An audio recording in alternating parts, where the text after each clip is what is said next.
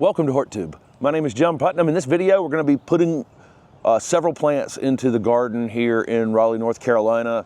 We've got some space available to us because of various changes, house construction, all kinds of things. If you're following along, we're bouncing around doing some what I call odd jobs videos, getting annuals planted, perennials planted, shrubs planted, mulching, and all, just all kinds of things we've been working on for the last few weeks, racing through. We have just a giant pile of things that need to go in the ground, and we're excited today to start in this video with a native. This is a Mount Airy Fothergilla. Fothergilla are native to the southeast United States. There's, I think, 4 species now. One got added recently, and I think we went from 3 to 4 species. This particular Fothergilla was found by Dr. Durr up in Cincinnati at a botanic garden he was visiting, and noticed a difference in this one. And I grew this one in my nursery for years. It's a fantastic plant. It has a really great bluish foliage, although there have been some other introductions since this that have really very, very blue foliage on Fothergilla.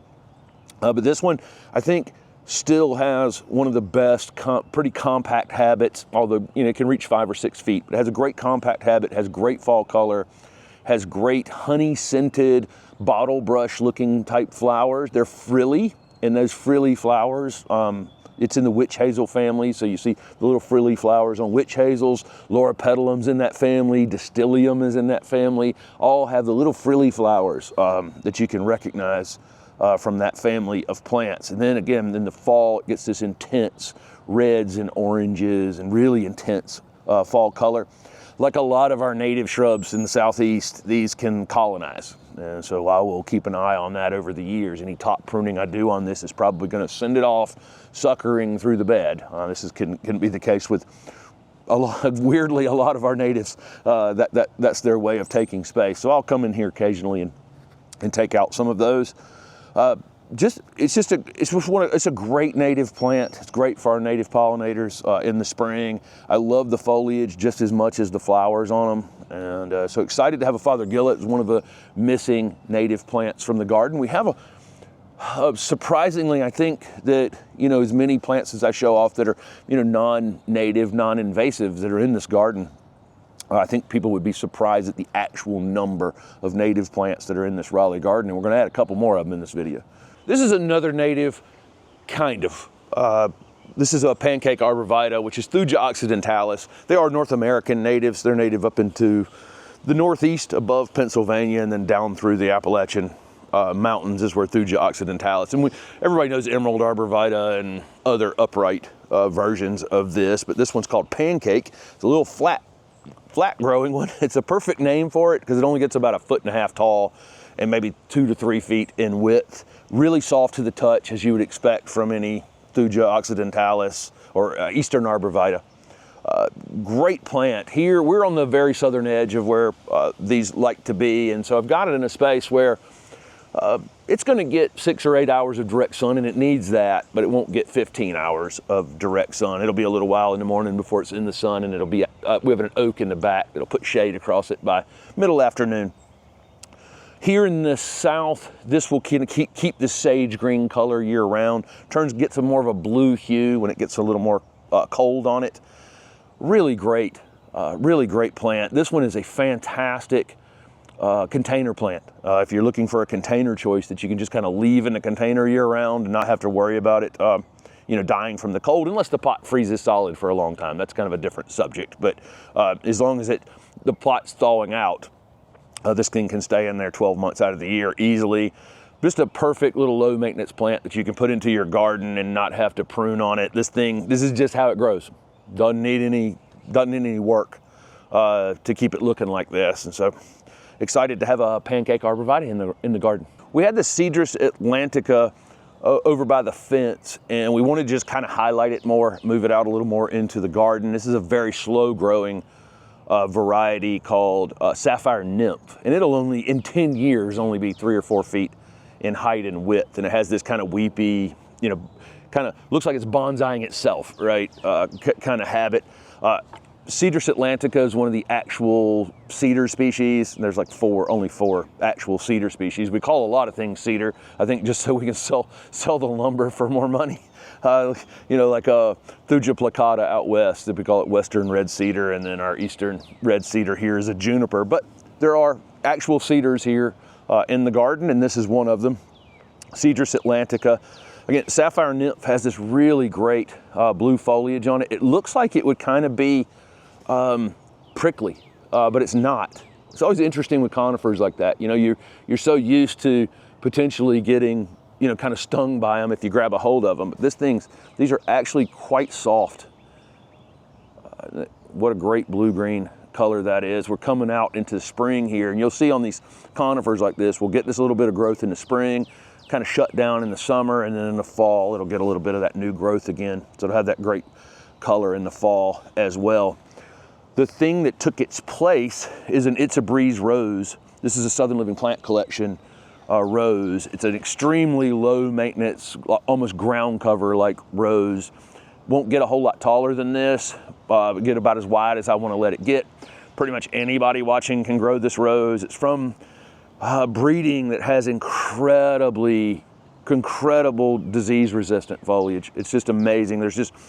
I've never seen any spotting. This is the second one we've had. We had one back by the shed for 3 years, and it was just in a bit too much shade. You know, roses like lots and lots of sun. And that one would come out and bloom really well, but then it would stretch. You know, all the new growth was looking for light. So we're getting this one out here in where it's gonna get a lot of sun out here in the front garden. It should keep it much more compact. It will come out and bloom with these double red flowers in a couple weeks. There's one starting to open now. It'll just be completely covered in red. And then you can, after it gets that heavy bloom, if you want to, you can shear it a little bit. That'll put some new, you know, kind of stimulate some new growth on it, some new branching on it, and then it will get continual flowers during the summertime. So you get the heavy bloom and then residual flowers all summer and right into fall. But that's It's a Breeze rose. It's just one of our favorites because it's just, you know, roses. We don't consider roses all that low maintenance, but this one certainly is. We got our hands on the new Suntastic pink abilia. The Suntastic, this is now a series. Suntastic is a series. Radiance abilia is part of that series, which we have the 3 Radiance on the other side of the walkway over here. And then we put in Suntastic Peach out on the other side of the fence, and then this is Suntastic Pink. This is just such a great ornamental, low maintenance plant for sun or part shade. You really can't miss with these. Dwarf abilia. This thing will be, you know, about this tall and about this wide in 2 or 3 years. Blooms pretty much all summer once it gets started. We've got an abilia over here blooming already, we're in April, and that's a little early for them to be blooming. Typically it's more like late May, and then they'll bloom throughout the summer. Pollinators absolutely go wild for them. You can see all the new growth coming on it, but as that growth settles out, it becomes this white, kind of an off-white variegation on this one. The peach out there has a little bit more of a yellow variegation, a peachy kind of color to it, and then Radiance has more of a yellow variegation. That's kind of the difference between them. So, you know, as you're looking at them, you can kind of decide which one matches, you know, the best with your space. One thing I'll say on abilia, and when I took this out of the container to plant it, the roots are really light on it. These abilia do not like to root into containers for some reason. I always had that experience growing them at the nursery. So when you pull one out of the container, number one, don't pull it out by its hair. Flip it upside down, support it pretty well, and then flip it over. You'll see that a little bit of soil will fall off of it. It's completely normal. Just they don't like to root into containers. But then when they're in the ground, they're just like the most industrial little plants that don't really require anything from you.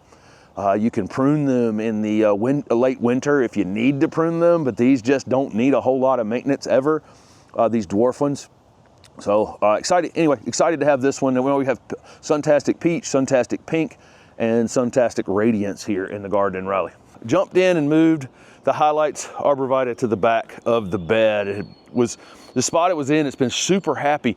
This is another Thuja occidentalis, so second one in the video. Pancake is like this, and this one you can see is more upright and narrow with these gold highlights on it. That's one of the driest spots in the entire garden where it got moved from, and typically these things don't like to be on the dry side. I mean, they don't want wet either, but just they don't like to, you know, completely dry out.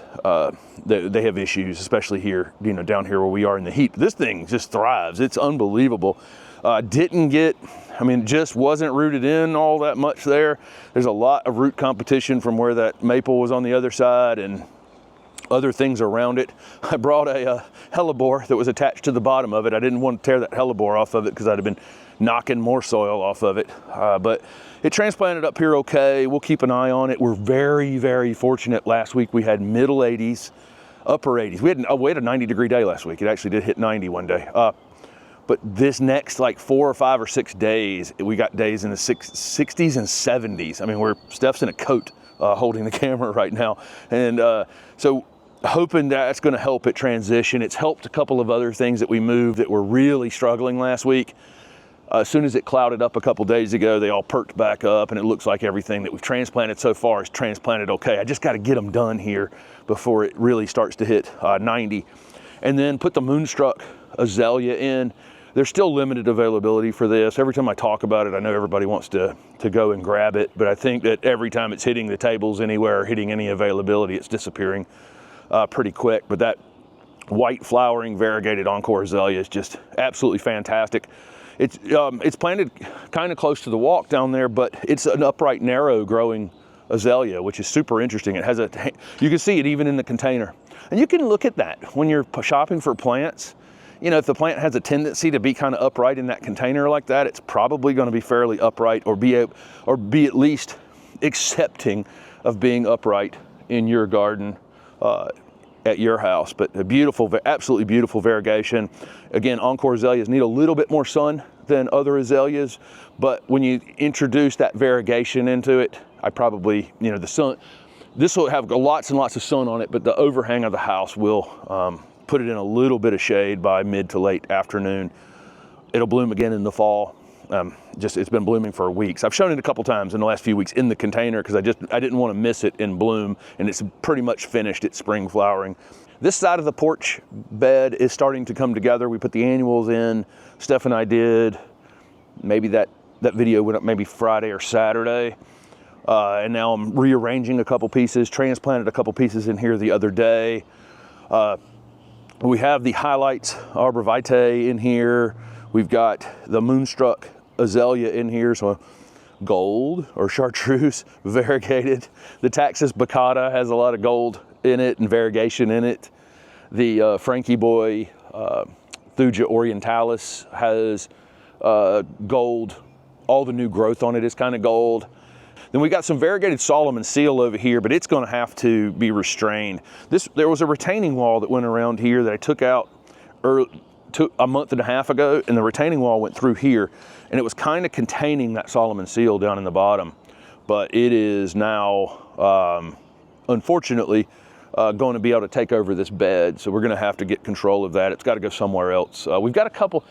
We've got another interesting one over here that's much slower growing, but the regular variegated Solomon seal in a bed that's so highly enriched as this is, it's going to run through here. Every time it goes to sleep, it's going to wake up double the width. And so, like the variegation, like the flowers, it's not one of my favorites. It's one of Steph really likes it. I do like the other one we have over here that's got more white in the variegation. Not one of my favorites, more because it's a bully than how it looks. It's beautiful, but it's, you know, it's a bit of a bully in the garden. I prefer them in containers where I can contain them in some way. Again, variegated, chartreuse or gold, variegated, gold. And so the odd man out over here is the Jubilation gardenia. In the garden here in Raleigh, North Carolina, it is not easy being green. How about another blue native for the garden? This is a Zenobia. This is Woodlanders Blue. This is one that I've wanted in the garden for a while. I had one actually down at the old house a long time. You know, that's been like almost coming up on 5 years or something now at this point.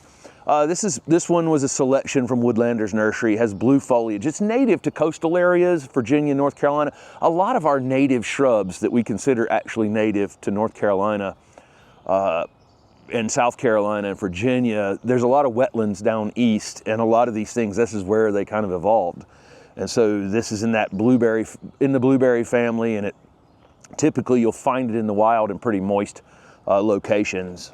So they don't necessarily translate as well to our ornamental landscapes sometimes. They're like really enriched soils, but we've really enriched this soil over time. So I don't think it'll have any problem here in our garden.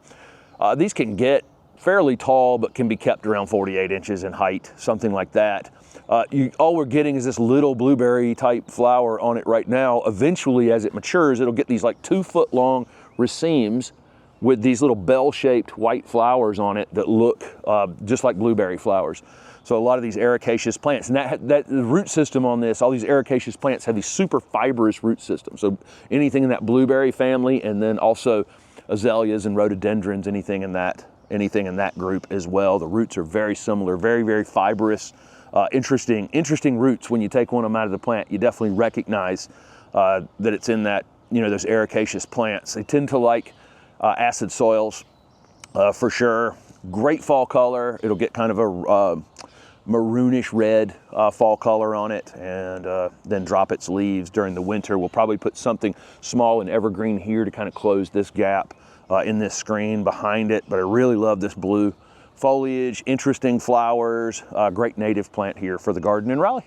Really excited to get this TWs Red Sentinel Japanese maple in the ground. We've had this one for a little while. We got this one from Mr. Maple. It was in an unboxing video earlier in the year. This is the spot we were always going to put it in, and it opened up when we took a fig out over here maybe a week and a half ago. This is not the best looking part of the garden, but we're working on it pretty quickly, and where Steph is standing, there's going to be a fence going in soon. It'll have a fence backdrop to it. TWs Red Sentinel was a witch's broom from Bloodgood Japanese maple, which is really, really common, but it's a lot more vigorous. A lot of times when witch's brooms are like little strange growth you can get in plants. A lot of times it occurs frequently in conifers. So like a lot of our dwarf conifers that are available to us started as witch's brooms, little odd growth that happened in full-size growing.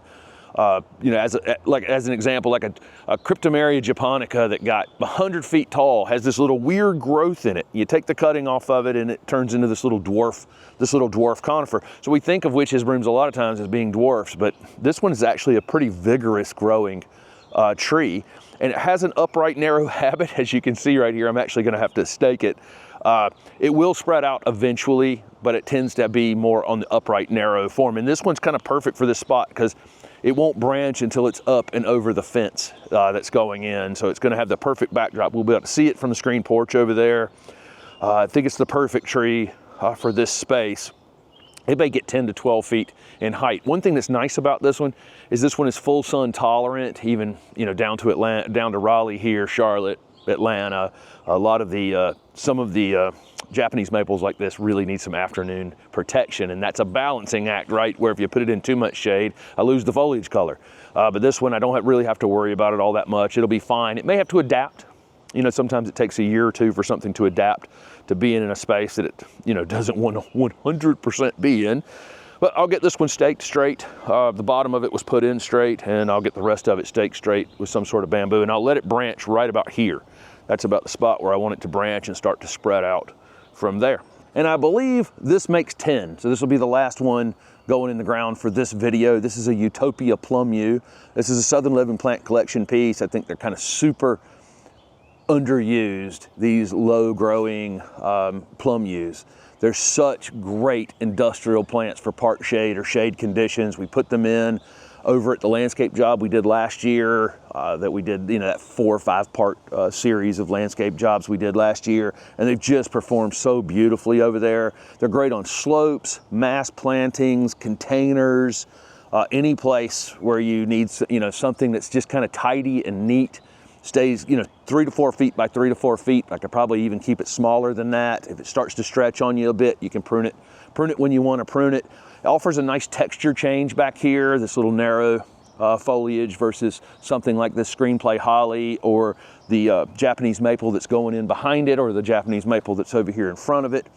Perfect park shade plant. The new growth on it has this lighter green coloration, which really stands out against the old older green growth. They're hardy in zone 6 to 10, heat tolerant, deer resistant, rabbit resistant, like kind of all the things that you would want in a great ornamental plant that, you know, in shady conditions.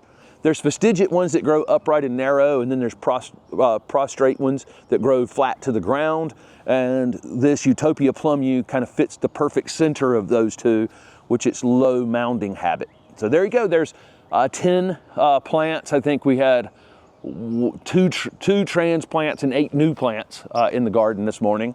I think the math is right on that. And we're going to be rapid fire like this for the next few days. We have a ton of things to go in the ground, some opportunity with some new space. It's cool outside this week, so I want to get this behind me as quick as possible, especially the things I'm moving about in the garden, because they would definitely appreciate not having that happen on a 90-degree day. So thank you so much for following along with it.